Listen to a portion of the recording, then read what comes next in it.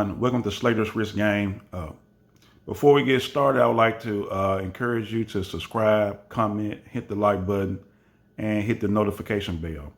And also follow me on Instagram at Slater's Wrist Game. Today we're going to do a full review of the Bulova Lunar pilot.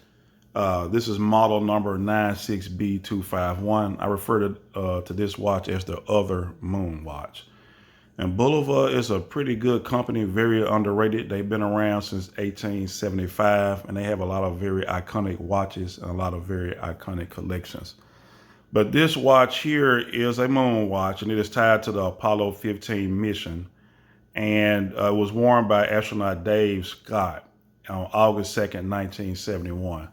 So pretty cool. Now, I'm sure everybody knows about the Omega Speedmaster Professional and the 1969 moon landing. A lot of people don't know about the Apollo 15 mission. That was on August 2nd, 1971 with Dave Scott. And as the story goes, Dave Scott was an astronaut who was given an Omega Speedmaster Professional, and apparently all of the astronauts are given an Omega Speedmaster Professional, and it is a government property. They had to return those watches after their missions. But he also had in his possession a Bulova Lunar pilot. I guess it's his backup. It was his personal property. So as the story goes, the Omega Speedmaster Professional was damaged, and he ended up using his Bulova Lunar pilot on August 2nd, 1971 when he landed on the moon.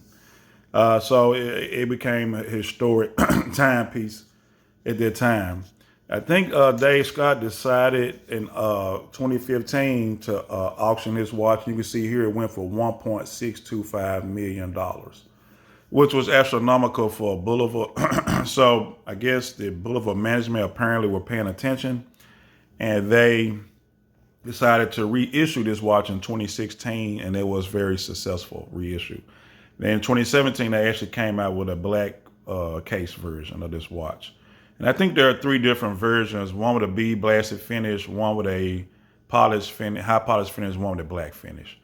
But but I like this watch, very good looking watch, and we're going to look at the specs.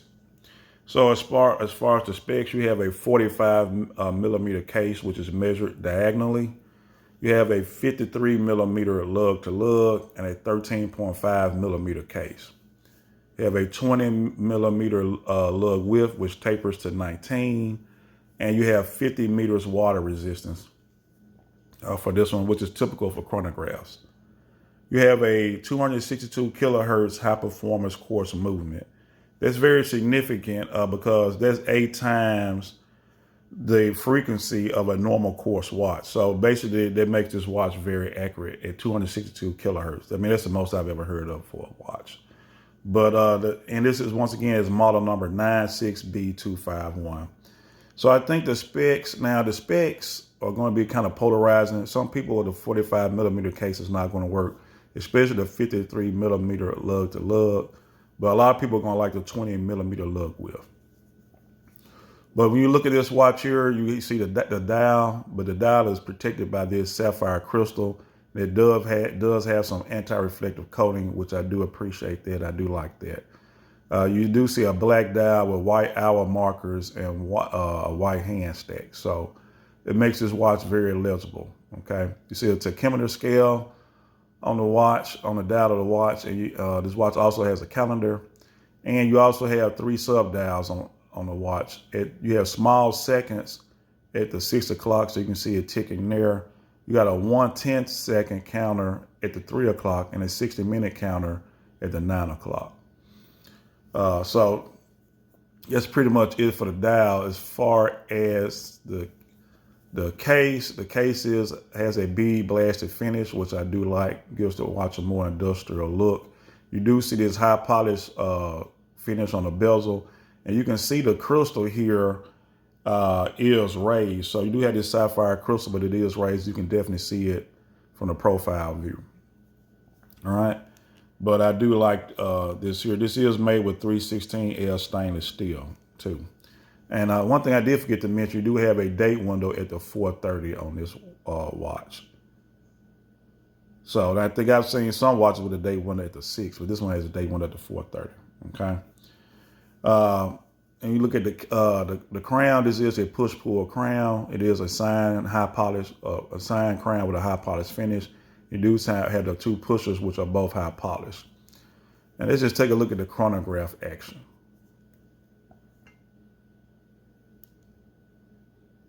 Let it run for 10 or 15 seconds.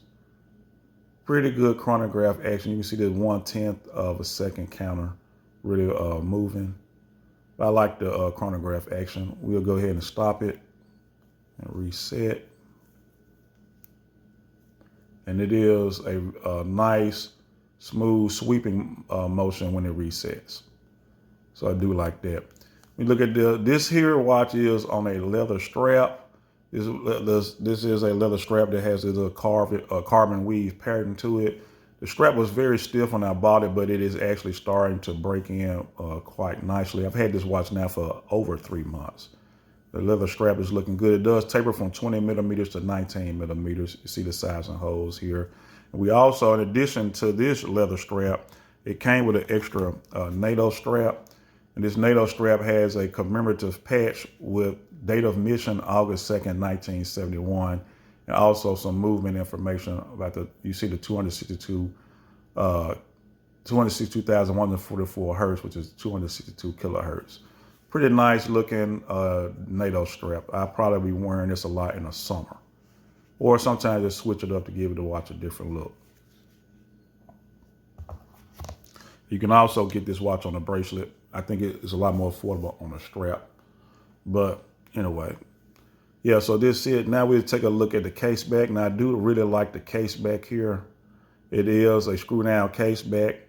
And you see the tuning fork, which is the symbol for Bulova. You see Apollo 15, July 26, 1971 to August 7th, 1971. EVA-3, August 2nd, 1971. And you have Hadley Rio / pennies. I probably butchered that last word, guys. Sorry. So basically, it looks like they left July 26th, landed on the moon August 2nd, and got back August 7th. And they actually have the location or the coordinates where they landed on the moon. So I like stuff like this here. This is literally an historic timepiece. This is a keeper. I like this one. Okay. So yeah, that's pretty much it. I mean, like I said, a lot of people don't talk about the Apollo 15 mission or this watch in particular. I think this is a great alternative to the Mega Speedmaster if you want something that's historic.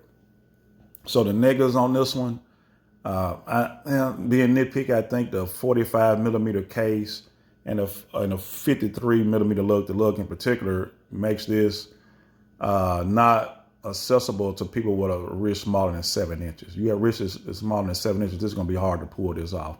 But I'm sure there's somebody with a 6.5 inch wrist that owns this watch and is wearing it right now. Water resistance of only 50 meters, and a push-pull crown. It might be a turn off for some people. It's not a deal breaker for me. Most chronographs, it's hard for them to be 100 meters or more water resistant, so I'm not worried about that. I'm not going to go diving in this one. And the push-pull crown, that's not a deal breaker for this chronograph. But what I do like about it, I do like it's very accurate, 262 kilohertz, so it's accurate. The accuracy is plus or minus 10 seconds a year. So I do love the accuracy with this one. I do love the fact that this is an historic timepiece. So basically you're wearing history on your wrist when you wear this one, okay? This is an Omega Speedmaster alternative. So if you want a watch that's been to the moon or a watch that's been in space or something like that to add to your collection, you can add this one. You can pick them up sometime for around less than $350 pre-owned or gray market. All right. So I do like this one. They have different finishing. Like I said, they have the black case and they have different dial layouts. So they have different versions of this watch to appeal to different people. But it is an alternative. But if you're dead sitting on getting a Mega Speedmaster, it's going to cost you $6,000 or $7,000. But most people who are fans are willing to pay it. This watch is a strap monster with a case, this bead blasted case, and this black dial. You can wear tan, chocolate brown, red, blue. You can put almost a lot of different straps, gray and black NATO strap. A lot of different straps will work with this watch. So I need to buy, especially with 20 millimeter lug width. So this watch is a strap monster here. And this watch is very legible. So I do appreciate the legibility on this one. But overall, I like the aesthetics of this one. Now, obviously the 50-year anniversary for the mission was in 2021, which was a couple of years ago. I think a year or two ago, they came out with a small version of this watch at 43 millimeters. And there are also some 50-year anniversary versions of this watch out there too. I think the 50-year anniversary versions are a little more, they are more expensive. And I'm not sure about the 43, but I'm sure the 43 millimeter version is good for people with a smaller wrist. But I like this watch. I put this watch on my list in 2019 when I began collecting. Even when I saw this watch in 2019, I had it along with my Hamilton Khaki Field as a watch I eventually wanted to pick up. So I was finally able to check off that box. All right, but right now we're gonna do a wrist shot. So I'm gonna go ahead and my wrist is 7 3/4 inches or 20 centimeters. So I'm gonna go ahead and let you guys see what this watch looks like on my wrist. Just bear with me for a second. I don't know why I took my glove off. That wasn't even necessary. Just bear with me.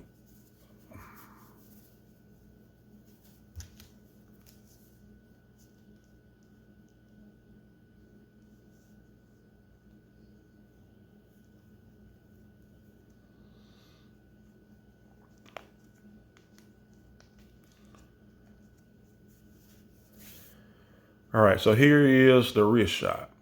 All right, so my wrist is 20 centimeters or 7 3/4 inches. It does shrink a little bit, so it fluctuates between maybe 7.5, 7 3/4. Definitely 7 3/4 in the summer. But here it is. Let's do a little wrist turn so you guys can kind of get an idea what that looks like. Okay, so that concludes this video. Thanks for watching. Please comment, like, subscribe, and hit the notification bell, and I'll bring you another video soon. Enjoy your day.